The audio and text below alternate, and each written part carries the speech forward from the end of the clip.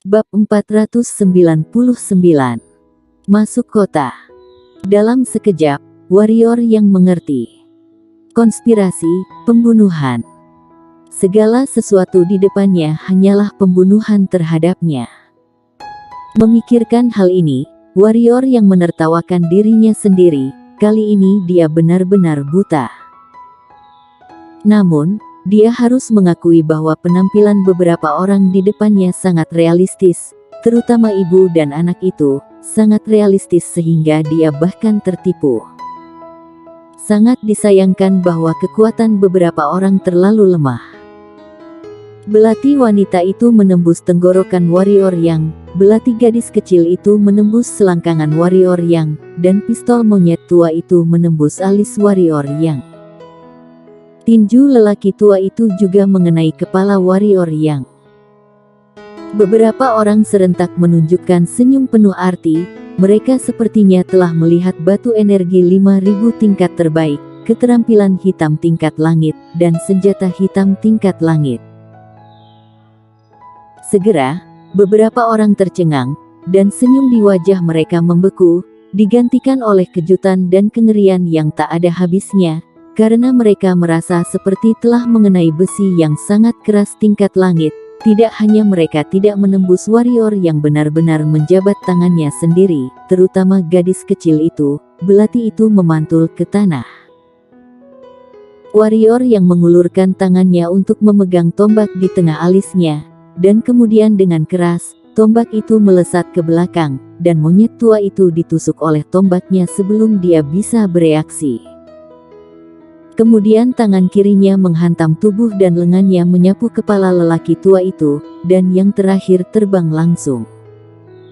Wanita itu ingin mundur, tetapi sudah terlambat. Kaki kiri warrior yang tiba-tiba terangkat dan menendang perutnya secara langsung. Wanita itu terbang puluhan kaki jauhnya dalam sekejap, tidak tahu apakah masih hidup atau mati. Warrior yang menatap gadis kecil yang masih memegang kaki kanannya. Gadis kecil itu melirik warrior yang. Saat berikutnya, gadis kecil itu tiba-tiba mengambil belati di tangannya dan menusuk warrior yang. Cahaya pedang menyala, dan darah mengalir ke tanah. Warrior yang menggerakkan tubuhnya dan mendatangi wanita itu, memandangi wanita yang terbaring di tanah, menatapnya dengan getir, dan berkata, "Aku pikir kamu akan bunuh diri jika gagal dalam pembunuhan itu, tidak menyangka kamu belum bunuh diri, tidak apa-apa. Aku punya beberapa pertanyaan untuk ditanyakan kepadamu. Tentu saja, kamu dapat memilih untuk tidak menjawab, tetapi aku sarankan kamu tidak melakukan ini, karena menyiksa wanita.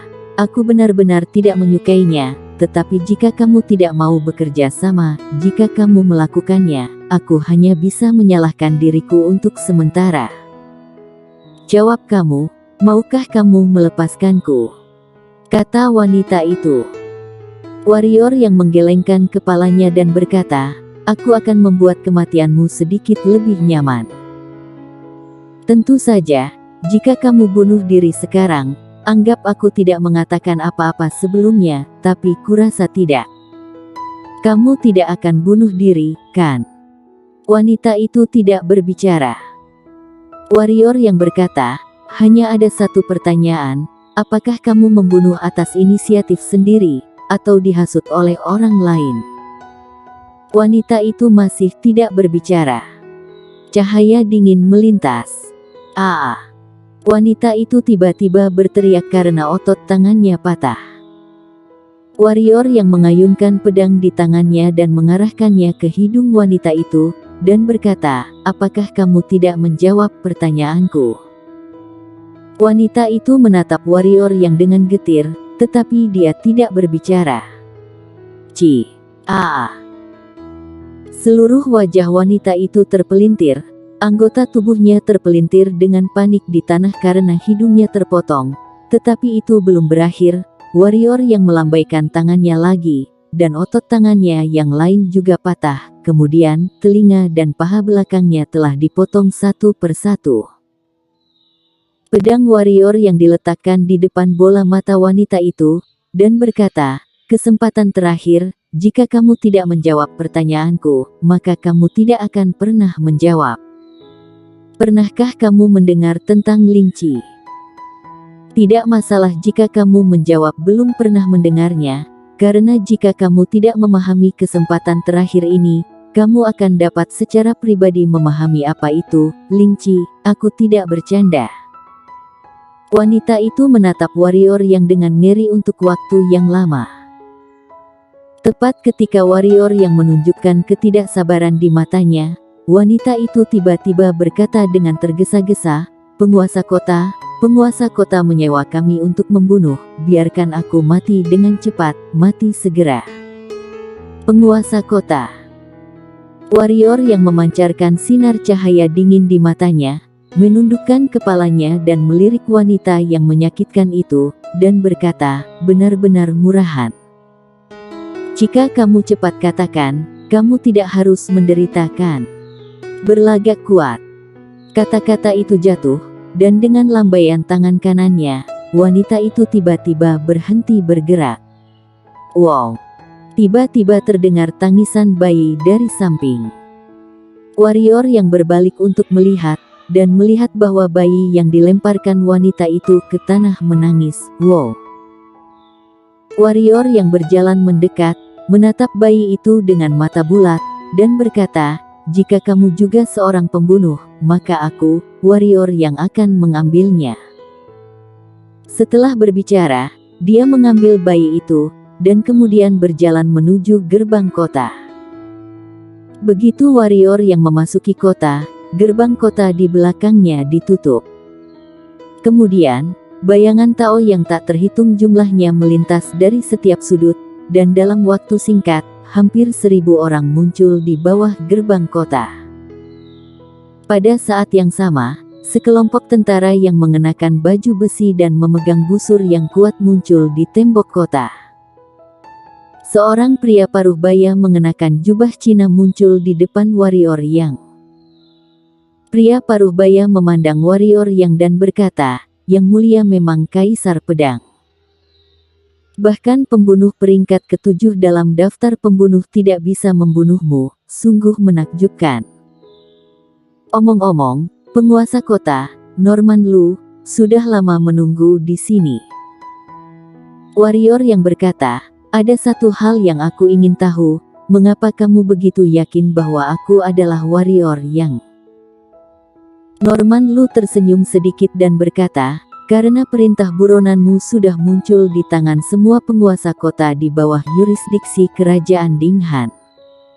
Ada potretmu di buronan. Dan, keberadaanmu, kerajaan Dinghan ku tahu segalanya dengan baik, jadi itu sebabnya adegan pembunuhanmu sebelumnya. Kamu tahu semua tentang keberadaanku." Warrior yang mengerutkan kening dan berkata, "Bagaimana menurutmu?" Norman Lu menggelengkan kepalanya dan berkata, "Tidak ada komentar, kamu hanya perlu tahu bahwa sejak kamu muncul di kota Wuyong, keberadaanmu telah dikendalikan oleh kerajaan Dinghan kami. Alasan untuk memberitahumu ini hanya aku ingin memberitahumu bahwa jika kamu terus lanjut, kamu pasti akan mati, karena bahkan jika kamu melarikan diri dariku, kamu masih akan diburu tanpa henti." Berbicara tentang ini, Norman Lu berhenti dan berkata, "Penguasa manusia adalah kaisar hari ini, juru bicara langit dan bumi, dan diberkati oleh langit dan bumi. Kaisar Pedang, kalian dan penguasa manusia adalah musuh. Ini tidak bijaksana. Kaisar Pedang, umat manusia kita tampaknya kuat hari ini, tetapi kenyataannya terancam punah. Alam iblis dan wilayah siluman telah membenci kemanusiaan kita sejak lama, dan umat manusiaku harus bertarung dengan dua ras ini. Ya, Laut ribuan iblis dan klan laut di Laut Cina Timur telah mengawasiku sejak lama. Jika manusiaku dan klan siluman dan klan iblis berperang, klan laut pasti bergabung.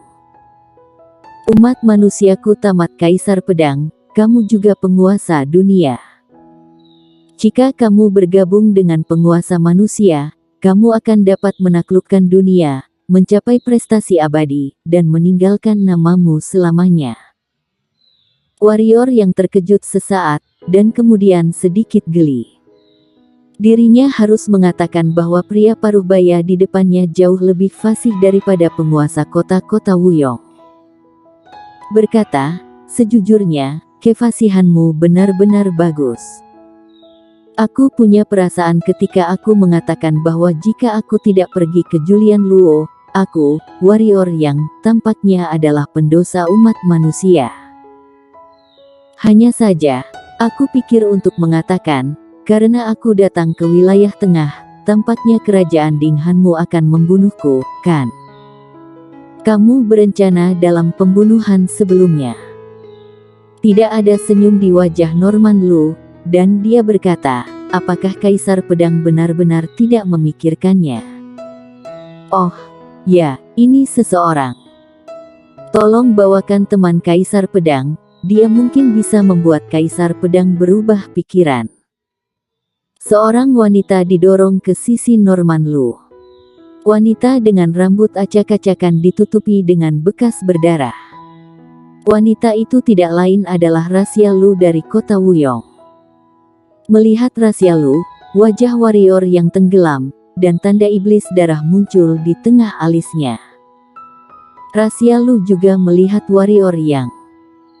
Ketika dia melihat warrior yang, Rasia Lu berkata dengan kesakitan, pergi, cepatlah. Haha. Norman Lu berkata sambil tersenyum, Tuan muda yang, wanita ini tergila-gila padamu.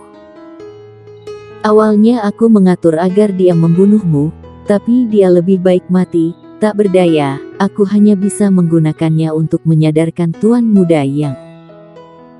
Tuan muda yang dapat yakin bahwa kami tidak akan membiarkan siapapun menghinanya. Lagi pula, aku masih ingin berteman dengan Tuan muda yang, tetapi jika Tuan muda yang tidak mau berteman denganku, maka aku tidak bisa menjamin keselamatannya.